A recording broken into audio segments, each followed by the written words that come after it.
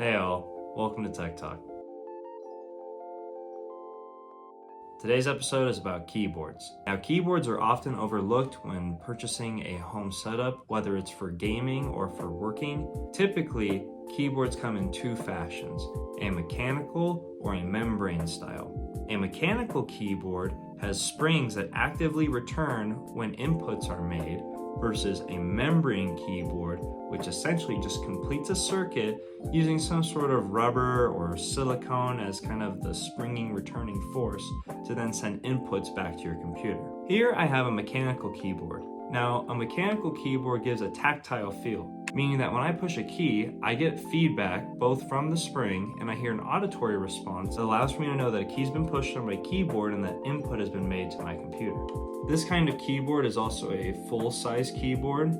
This means that the keyboard includes a full number pad as well as all the additional keys, volume controls, and even additional features for like hotkeys and buttons for LED lighting controls as well. Now, of course, not all keyboards come with LED lighting controls or a ton of other fancy buttons. However, most full-size keyboards will come with all the available keys and binds that are needed for, say, a PC setup, as well as a full number pad. Here I have a 65% keyboard. A 65% keyboard removes the number pad and keeps some additional keys. However, it definitely takes up less space and is more portable. Taking a look at the size difference between these two keyboards shows why this fits better in a backpack versus this one, as well as this could fit on a side of the desk that may be smaller versus a full-size desk that could use something like this. And of course, it's up to user preference as well. If you need the extra buttons, go ahead, use it. If you're gaming and you don't need all those extra buttons, you can always just go with a 65%. There are 60% keyboards as well, which are even smaller. They remove more of the buttons that are unneeded, and they additionally combine some buttons with alternate function keys and hotkeys as well. Now let's talk about connections. If we are performing at high speed, most of the time we're going to be wanting to have a direct connection via our USB. However, companies are getting more advanced and are including wireless technology that rivals wired technology now and its performance speed. Those keyboards are typically more expensive, so I stick with the standard USB output for my gaming keyboard. This one specifically has an LED light control as well as a input for the keyboard to the computer. This one, on the other hand, is chargeable via USB-C, and it also has a USB adapter that plugs into your computer, so it's wireless, so that you can use this anywhere you go, whether it's at home or on the go. Now, most keyboards use those technologies, disregarding some keyboards that use batteries to power instead of a lithium-ion or rechargeable battery. This one, however, is an older style keyboard that I've been meaning to restore.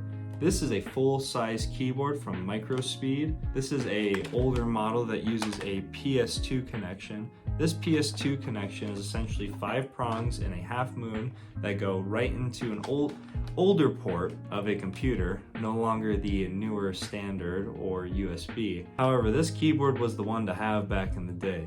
It's a mechanical style, it still works, all the buttons are fully functional. It's just a bit dusty and needs some TLC. Now, I personally don't own any membrane keyboards, and I would love to show you a membrane keyboard. However, membrane keyboards essentially follow off of the same standard, that they are soft and that they have very low feedback and auditory response.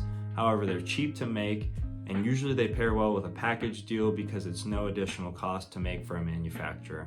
Now, some people prefer the membrane keyboards because they have no auditory feedback, meaning that they are silent, as well as the fact that they are cheap. However, membrane keyboards personally don't generate a sort of satisfaction for me, hence why I don't have any. However, I know my friends have membrane keyboards that they enjoy using. At the end of the day, it's up to the user and their response.